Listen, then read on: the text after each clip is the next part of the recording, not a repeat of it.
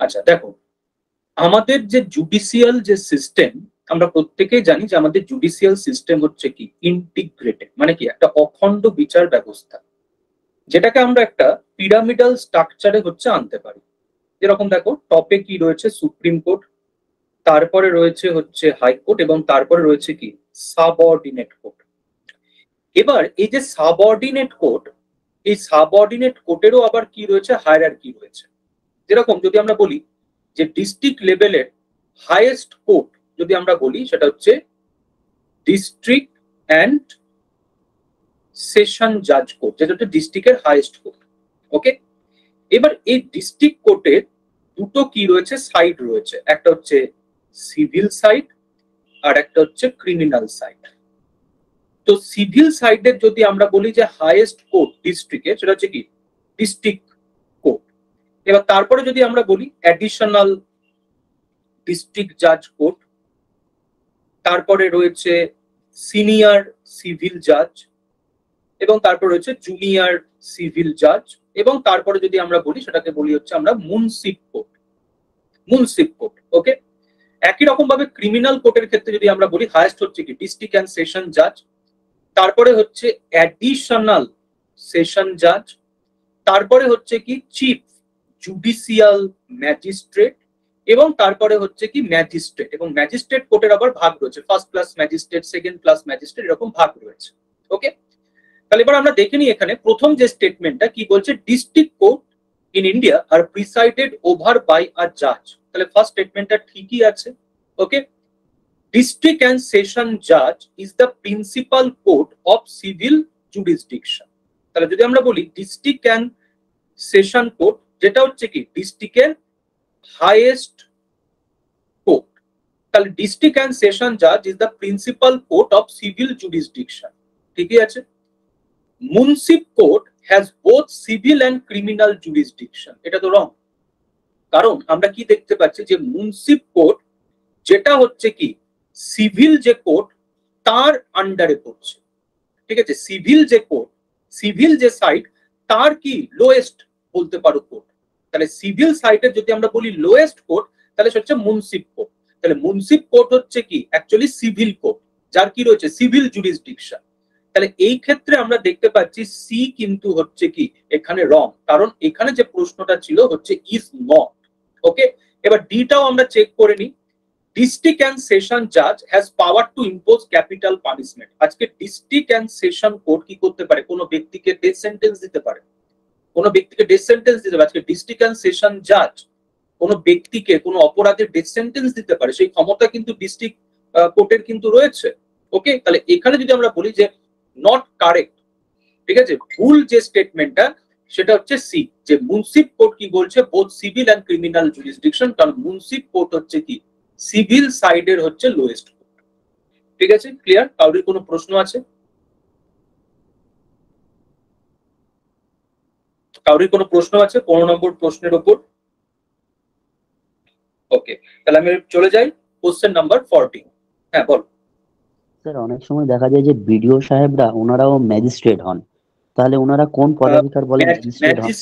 Magistrate আমাদের হচ্ছে দু রকমের থাকে, একটা হচ্ছে জুডিশিয়াল ম্যাজিস্ট্রেট আর একটা হচ্ছে এক্সিকিউটিভ ম্যাজিস্ট্রেট।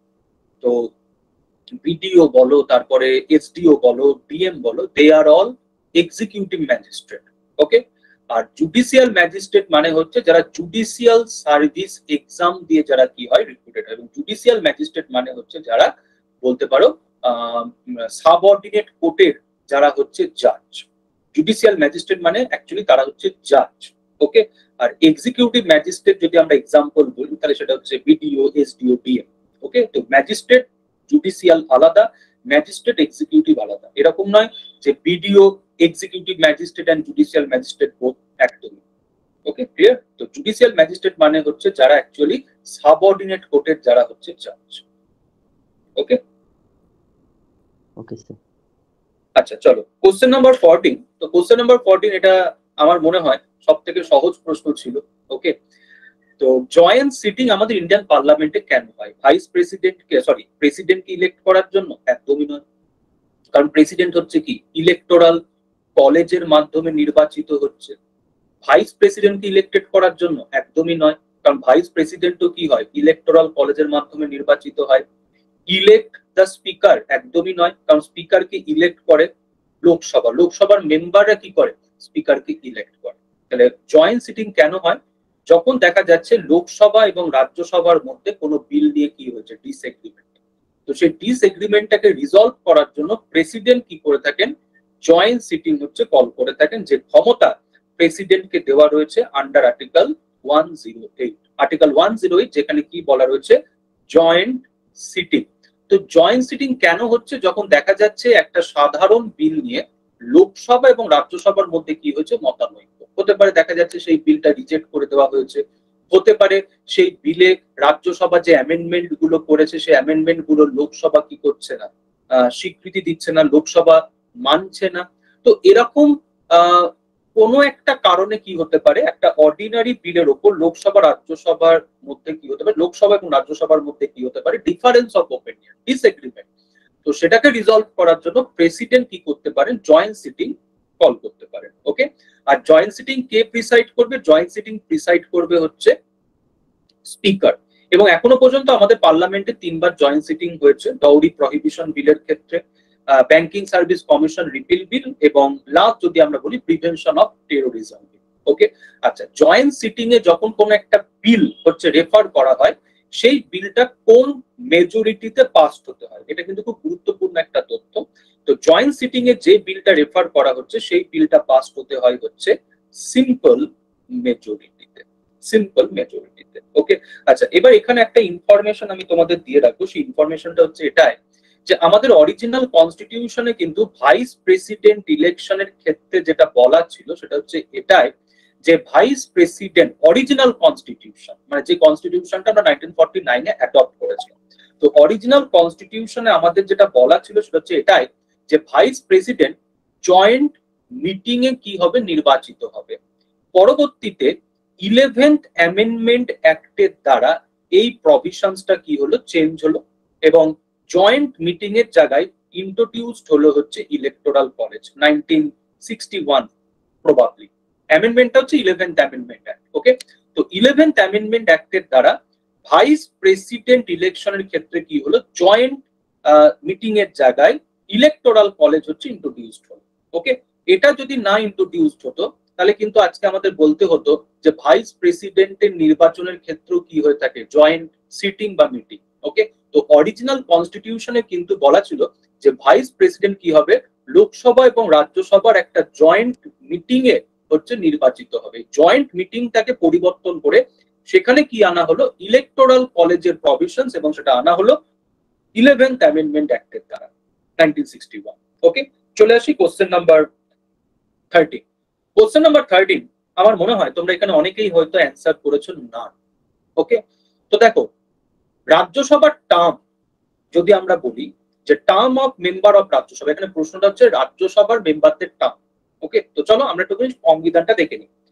সংবিধানে যদি আমরা দেখি আর্টিকেল 84, যেখানে কি বলা রয়েছে, যে রাজ্যসভাকে আমরা কি করতে পারবো না, ডিসলভ করতে পারবো না, is not subject to dissolution, not be dissolve.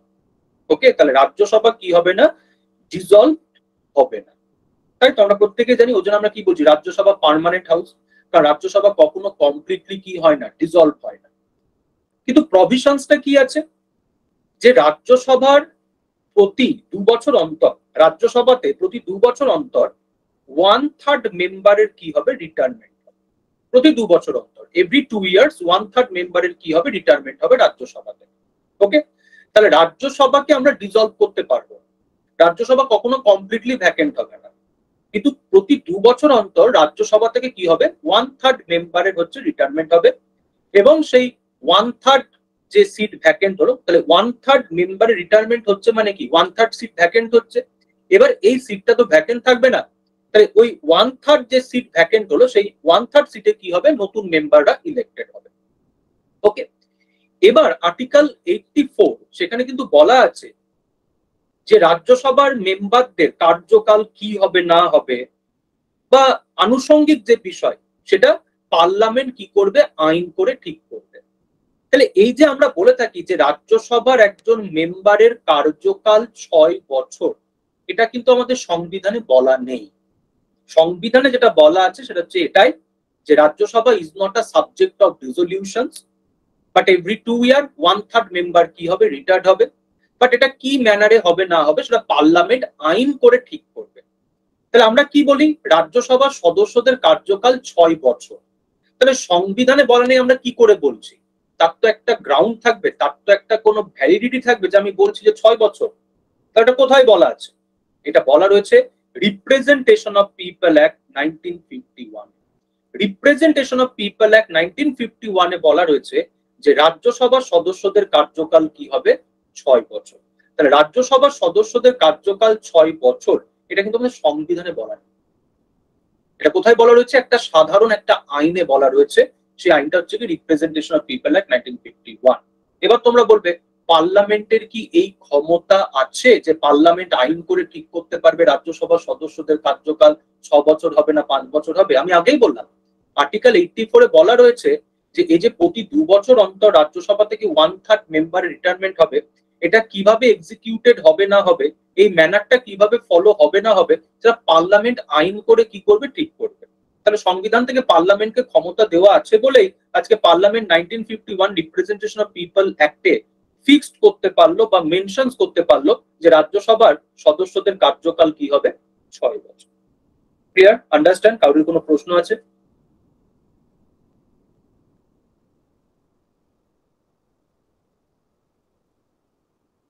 না স্যার, ক্লিয়ার। ওকে, ক্লিয়ার। চলো চলে আসি এবার আমরা 12 নম্বর প্রশ্নতে।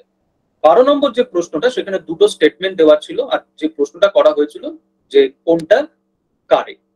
তো এখানে অ্যান্সারটা কি হয়েছে? এখানে অ্যান্সারটা হয়েছে only 2 is correct. Okay, first স্টেটমেন্টটা হচ্ছে রং, সেকেন্ড হচ্ছে কারেক্ট। ফার্স্ট স্টেটমেন্টটা কেন রং? প্রেসিডেন্ট প্রাইম মিনিস্টারকে অ্যাপয়েন্ট করবে, এই অবধি ঠিক ছিল। বাট আমাদের সংবিধানে এরকম কোনো ম্যান্ডেটরি প্রভিশনস নেই যে প্রাইম মিনিস্টারকে লোকসভারই মেম্বার হতে হবে। কারণ আমরা প্রাইম মিনিস্টার বা মিনিস্টার লোকসভা এবং রাজ্যসভা যে কোনো হাউস থেকে আমরা কি করতে পারি, আমরা সিলেক্ট করতে পারি। আজকে আমরা দেখেছি যে 2004 সাল থেকে, ঠিক আছে, 2004 থেকে 2014 অব্দি ভারতবর্ষের প্রধানমন্ত্রী ছিলেন শ্রী মনমোহন সিং। আর মনমোহন সিং তিনি একবারের জন্য কিন্তু লোকসভার সদস্য কিন্তু ছিলেন না, তিনি রাজ্যসভার হচ্ছে সদস্য ছিলেন। তাহলে আজকে রাজ্যসভা থেকেও কি হতে পারে, প্রাইম মিনিস্টার হতে পারে, মিনিস্টার হতে পারে। এবং প্রথম যদি আমরা বলি রাজ্যসভা থেকে প্রাইম মিনিস্টার কে হয়েছিলেন, তো অ্যান্সারটা হচ্ছে শ্রীমতী ইন্দিরা গান্ধী। তাহলে আজকে ভারতবর্ষের প্রাইম মিনিস্টার পার্লামেন্টের যে বলতে পারো দুটো হাউস, সেই দুটো হাউসের কোনো একটা হাউসের কি হতে পারে, মেম্বার হতে পারে। এবং এটা অনেকেই প্রশ্ন করে যে স্যার প্রাইম মিনিস্টার যদি রাজ্যসভা থেকে হয় তাহলে তাকে কি লোকসভার মেম্বার হতে হবে পরবর্তীতে? একদমই না। আমি ওই যে বললাম যে 10 বছর ভারতবর্ষের প্রধানমন্ত্রী ছিলেন ডক্টর মনমোহন সিং, একদিনের জন্য তিনি লোকসভার মেম্বার ছিলেন না। 10 বছর তিনি রাজ্যসভার সদস্য থেকেই তিনি প্রাইম মিনিস্টারের যে পদ, সেই পদ হচ্ছে তিনি সামলেছেন।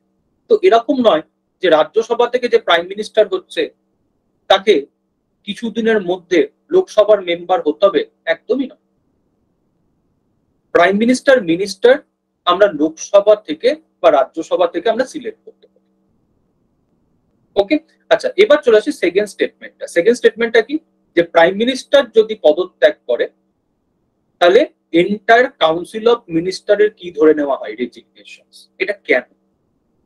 দেখো এটা কেন খুব ভালো করে বুঝবে। আর্টিকেল 75 কি বলা রয়েছে, প্রেসিডেন্ট প্রাইম মিনিস্টারকে অ্যাপয়েন্ট করছে, তাই তো? কোথাও যদি আমি কিছু ভুলভাল বলি আমাকে বলবে। প্রেসিডেন্ট প্রাইম মিনিস্টারকে অ্যাপয়েন্ট করছে এবং কি বলছে, প্রাইম মিনিস্টারের অ্যাডভাইজে প্রেসিডেন্ট কি করছে, অন্যান্য মন্ত্রীদেরকে অ্যাপয়েন্ট করছে, তাই তো? তাহলে এই যে মন্ত্রিসভা, এই যে council of minister, council of minister কাদেরকে নিয়ে গঠিত হচ্ছে, মিনিস্টার্সদেরকে নিয়ে। তাহলে এই কাউন্সিল অফ মিনিস্টার যদি আমরা বলি যে কে গঠন করছে, অ্যান্সার হচ্ছে প্রাইম মিনিস্টার। তার কারণটা কি, প্রাইম মিনিস্টারের অ্যাডভাইসে প্রেসিডেন্ট কি করছে, মিনিস্টারদের অ্যাপয়েন্ট করছে। তাহলে এই যে মন্ত্রিসভা গঠন, এই মন্ত্রিসভা গঠনটা কে করছে, প্রাইম মিনিস্টার। যদি আমরা বলি যে স্যার আগে কাউন্সিল অফ মিনিস্টার না আগে প্রাইম মিনিস্টার, উত্তরটা কি হবে তোমরাই বলো তো দেখি আমাকে। যদি আমি তোমাদেরকে এই প্রশ্ন করি যে আগে প্রাইম মিনিস্টার না আগে মন্ত্রিসভা, মানে আগে মন্ত্রিসভার সদস্যরা শপথ নেয় না আগে প্রাইম মিনিস্টার শপথ নেয়, কি উত্তর হবে? Prime minister. Prime minister. দেখবে প্রাইম মিনিস্টার আগে শপথ নেয়, প্রাইম মিনিস্টার আগে শপথ নেয়। প্রাইম মিনিস্টার শপথ নেওয়ার পর দেখবে কি হচ্ছে, অন্যান্য মন্ত্রীরা শপথ নিচ্ছে। তার মানে কি, প্রাইম মিনিস্টার শপথ নিলেন এবং প্রাইম মিনিস্টার কি করছেন, প্রেসিডেন্টকে অ্যাডভাইস করছে অন্যান্য মন্ত্রীদের না।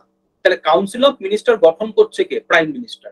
তাহলে এবার ভাবো প্রাইম মিনিস্টার যদি রিজাইন করে, তাহলে এই ক্ষেত্রে এই যে কাউন্সিল অফ মিনিস্টার, এই কাউন্সিল অফ মিনিস্টারটা কি হয়ে যাচ্ছে, ডিজলভ হয়ে যাচ্ছে। কেন ডিজলভ হয়ে যাচ্ছে? কারণ প্রাইম মিনিস্টার রিজাইন করছে, সেই জায়গায় একজন নতুন প্রাইম মিনিস্টার আসবে। এবার নতুন প্রাইম মিনিস্টার যিনি আসবেন তিনি তার মতো করে কি করবে, মন্ত্রিসভা গঠন করবে, কি তাই তো নাকি? এটা তো নয় যে নতুন যিনি প্রাইম মিনিস্টার হলেন তিনি এই কাউন্সিল অফ মিনিস্টারটাকে কন্টিনিউ করবে। কারণ নতুন যিনি প্রাইম মিনিস্টার হলেন তিনি প্রেসিডেন্টকে কি করবে, তার মতো করে মিনিস্টারদের নাম তিনি রেকমেন্ড করবে এবং তিনি কি করবেন, তার মতো করে হচ্ছে মন্ত্রিসভা গঠন করবে। আজকে তুমি বলো না কেন, আজকে যখন 1984-এ যখন শ্রীমতী ইন্দিরা গান্ধী মারা গেলেন, রাজীব গান্ধী প্রধানমন্ত্রী হলেন এবং রাজীব গান্ধী সেখানে কি করলেন, তার মতো করে মন্ত্রিসভা গঠন, তার মতো করে তিনি মন্ত্রিসভা গঠন করলেন। তাহলে এরকম নয় যে 1984-এ ইন্দিরা গান্ধী মারা যাওয়ার পর বিরোধী দল সরকার গঠন করলো, তা কিন্তু নয়। কংগ্রেসেরই সরকার, কংগ্রেসেরই প্রধানমন্ত্রী এবং কংগ্রেসের নতুন প্রধানমন্ত্রী কে হলেন, রাজীব গান্ধী, এবং রাজীব গান্ধী কি করলেন, তার মতো করে মন্ত্রিসভা গঠন করলেন।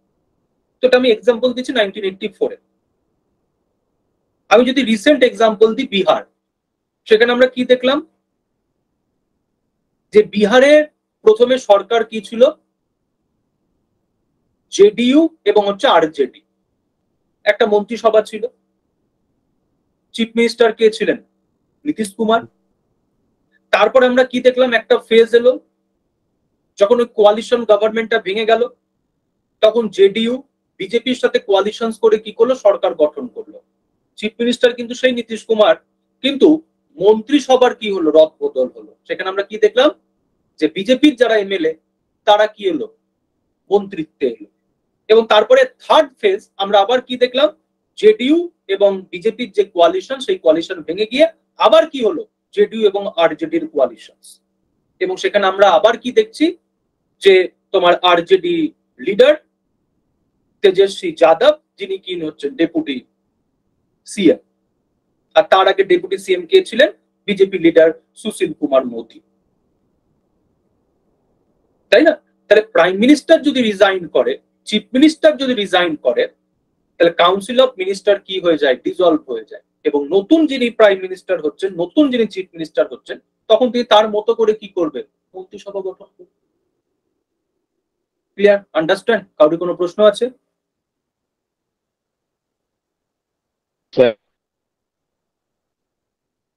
স্যার এই চেঞ্জটা কি উনি মানে যিনি নতুন আসছেন তিনি কি আগের মতো রাখতেও পারেন নাকি নাও রাখতে পারেন, বা বাধ্যবাধকতামূলক যে তাকে চেঞ্জ করতেই হবে? না, রাখতে পারেন, বাধ্যবাধকতা নয়। ঠিক আছে, এরকম যদি বলো যে স্যার সংবিধানে কি এটা বলা আছে, না। কিন্তু যদি তুমি বলো যে হ্যাঁ এটা আমাদের বলতে পারো সিস্টেম, যে সিস্টেমে এটাকে কোথাও গিয়ে আমরা বলতে পারি যে হ্যাঁ এটা হয়ে থাকে। যদি যদি তুমি বলো যে নতুন যিনি প্রাইম মিনিস্টার হলেন তিনি যদি মনে করেন যে আগের মন্ত্রিসভাটাকেই তিনি কন্টিনিউ করবেন, তিনি কন্টিনিউ করতে পারেন, এরকম নয় যে তিনি পরিবর্তন করতে বাধ্য।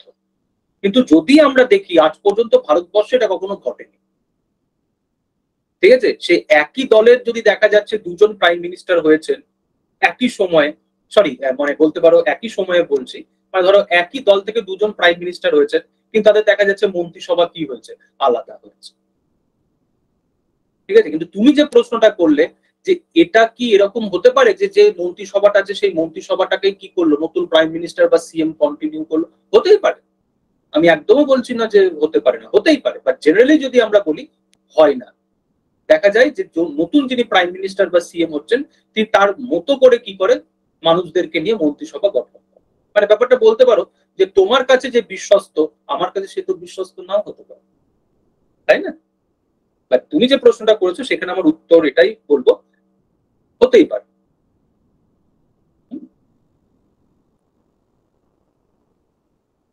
আচ্ছা, এবার চলে আসে আমরা 11 নম্বর প্রশ্ন। 11 নম্বর প্রশ্ন হচ্ছে আর্টিকেল 21 থেকে। দেখো আর্টিকেল 21 যদি আমরা বলি যেখানে কি বলা রয়েছে, right to life and personal liberty, এবং কি বলা রয়েছে একজন ব্যক্তিকে তার জীবন এবং ব্যক্তিত্বের স্বাধীনতা থেকে আমরা কি করতে পারবো, ডিপ্রাইভ করতে পারবো।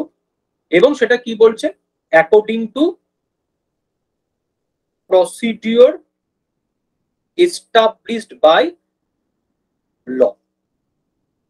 তাহলে একজন ব্যক্তিকে তার জীবন এবং ব্যক্তিত্বের স্বাধীনতা থেকে আমরা কি করতে পারবো, ডিপ্রাইভ করতে পারবো according to procedure establish by law.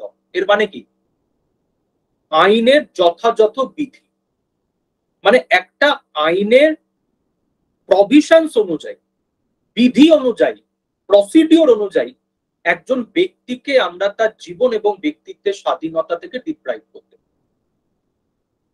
Clear? এবার ভাবো এই যে আইনটা, এই আইনটা যদি রিজনেবল যদি না হয়, রিজনেবল নয়, এই আইনটা ফেয়ার নয়, এই আইনটা ন্যায়সঙ্গত নয়, তাহলে এই আইনটা কি বাতিল হবে? মানে কোর্ট কি এই আইনটাকে ইনভ্যালিড ডিক্লেয়ার করতে পারবে? একে গোপালান কেস যেখানে সুপ্রিম কোর্ট বলছে নো, যেখানে সুপ্রিম কোর্ট বলছে নো, মানে একটা আইন, সেই আইনে যে প্রসিডিওরটা বলা হয়েছে, যে প্রসিডিওরে আমরা একজন ব্যক্তিকে তার জীবন এবং ব্যক্তিত্বের স্বাধীনতা থেকে বঞ্চিত করতে পারবো, সেই প্রসিডিওরটা রিজনেবল নাও হতে পারে, ফেয়ার নাও হতে পারে, জাস্ট নাও হতে পারে, সেই আইনটাকে ইনভ্যালিড ডিক্লেয়ার করা যাবে না। মানে কোর্ট শুধুমাত্র দেখবে এক্সিকিউটিভ অ্যাকশনটা ফেয়ার কিনা, মানে যে প্রসিডিওরটা বলা আছে সেই প্রসিডিওর অনুযায়ী এক্সিকিউটিভ কাজ করেছে কিনা। তো যদি দেখা যায় আইনে যা বলা হয়েছে এক্সিকিউটিভ অ্যাকশন সেই মোতাবেক হয়নি, তাহলে কোর্ট এক্সিকিউটিভ অ্যাকশনটাকে কি বলবে, ইনভ্যালিড, আইনটাকে ইনভ্যালিড করবে। তার মানে কি, আইন কি হতে পারে, আরবিটারি হতে পারে, বাট এক্সিকিউটিভ অ্যাকশন কি হবে না, আরবিটারি হবে। ক্লিয়ার? মেনেকা গান্ধী কেস খুব ফেমাস একটা কেস, প্রত্যেকেই শুনেছো। এই মেনেকা গান্ধী কেস যেখানে সুপ্রিম কোর্ট একে গোপালান কেসের যে ইন্টারপ্রিটেশন, সেই ইন্টারপ্রিটেশনটাকে কি করলো, পরিবর্তন করলো। মেনেকা গান্ধী কেস যেখানে সুপ্রিম কোর্ট কি বললো, যে একটা আইনের প্রসিডিওর সেটা যদি রিজনেবল না হয়, সেটা যদি ফেয়ার না হয়, সেটা যদি ন্যায়সঙ্গত না হয়, তো কোর্ট সেই আইনটাকে কি বলতে পারবে, ইনভ্যালিড। তাই কোর্ট শুধুমাত্র এক্সিকিউটিভ অ্যাকশনকে এক্সামাইন করবে না, লেজিসলেটিভ অ্যাকশনকেও কি করতে পারবে, এক্সামাইন করতে পারবে। মানে কি, আইনটা যদি রিজনেবল না হয়, ফেয়ার যদি না হয়, জাস্ট যদি না হয়, তো কোর্ট সেই আইনটাকে কি করবে, বাতিল করবে। আর এই যে ক্ষমতা, এটাকেই আমরা কি বলছি, ডিউ প্রসেস অফ ল। মানে কি, যেখানে কোর্ট আইনের কি দেখছে, ফেয়ারনেস, জাস্টনেস, রিজনেবলনেস। ক্লিয়ার? তাহলে একে গোপালান কেসে আর্টিকেল 21 কে কি করা হয়েছিল, ন্যারোলি ইন্টারপ্রেট করা হয়েছিল। মেনেকা গান্ধী কেসে আর্টিকেল 21 কে কি করা হলো, ব্রডলি ইন্টারপ্রেট করা হলো। তার জন্য এখানে বলছে দেখো, not only for executive action but also from legislative action. Protect not only from executive action, also from legislative action. Answer is Menaka Gandhi. Clear? Understand? এই প্রশ্নগুলো কিন্তু very very important. চলো এবার আমরা চলে যাই কোশ্চেন নাম্বার 10।